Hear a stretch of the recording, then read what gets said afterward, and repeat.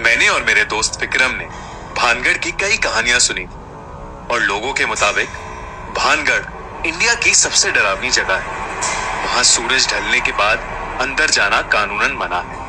कहते हैं इस किले में राजकुमारी रत्नावती रहती थी, जिसकी खूबसूरती की चर्चा दूर दूर तक की जाती थी। किले के पास एक सिन्हई नाम का तांत्रिक रहता था, जो राजकुमारी की सुंदरता से मंत्रमुग्ध हो गया था और किसी भी कीमत पर राजकुमारी को हासिल करना चाहता था। एक बार राजकुमारी अपने दोस्तों के साथ बाजार में इत्तर खरीदने के लिए निकली। उस तांत्रिक ने ये देखा और इत्तर में काले जादू की मदद से ऐसा कुछ मिलाया जिसे लगा कि राजकुमारी उसके वश में हो जाती। किसी नगरवासी को इसकी भनक लग गई और उसने राजकुमारी को जाके ये सब बता दिया। ये सुन के राजकुमारी ने वो इत्तर की बोतल महल के बाहर फेंक दी और वो चट्टान पर जा गिरी। काले जादू के कारण वो चट्टान उस तांत्रिक की ओर आकर्षित हुई और उसे कुचल डाला।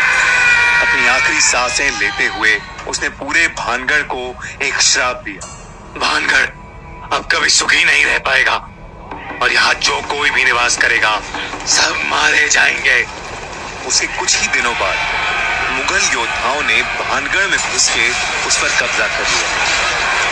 उस लड़ाई में 10,000 लोग मारे गए, जिसमें कई औरतें और छोटे बच्चे भी थे। राजकुमारी रत्नावती को उन्हीं के कमरे में घुस के मार दिया गया था। कहानियों की माने तो आज भी वहां उन लोगों की आत्माएं घूमती हैं और जो भी इंसान सूरज ढलने के बाद वहां गया है वो कभी वापस नहीं लौटा। हमने सोचा कि हम भानगढ़ जाके पता लगाएं कि क्या सच में वो इतनी भयानक जगह है या ये सब सिर्फ एक कहानी है। करीब रात 8 बजे गार्ड को कुछ पैसे देके हम अंदर घुस गए। अंदर घुसते ही कुछ ऐसा लग रहा था जैसे हवा रुक गई हो और एक अजीब सी घुटन हो रही थी। हमने किले के 1-2 चक्कर लगाए, लेकिन हमें कहीं कुछ भूतिया नहीं मिला। मुझे एक जरूरी कॉल करना था और नेटवर्क के चक्कर में मैं किले के एक दूसरी तरफ चला गया। जैसे ही मैंने कॉल मिलाया तभी मुझे किसी लड़की की चीख सुनाई दी और मैं भागा भागा विक्रम के पास लौटा, पर वो वहां था ही नहीं। मैंने उसे काफी आवाज लगाई, विक्रम विक्रम, पर कोई जवाब नहीं आया। तभी मुझे ऊपर के कमरे से एक थम करके आवाज आई तो मैं उस तरफ चलने लगा।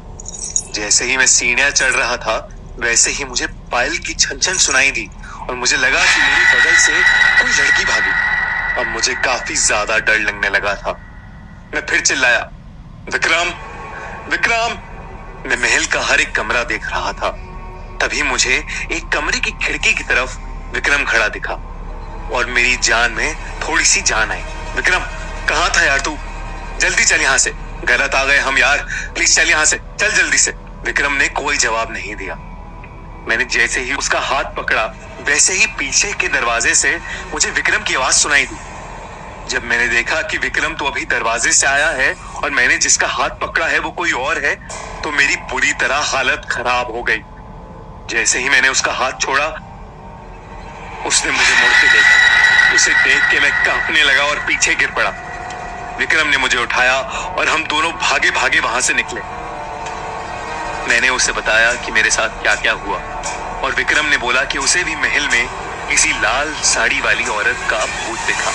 हम वहां से बच के अपने घर तो आ गए, लेकिन उस घटना के बाद अब हम कभी भानगढ़ की कहानियों को नजरअंदाज नहीं करते और ना ही किसी को वहां जाने की सलाह देते हैं।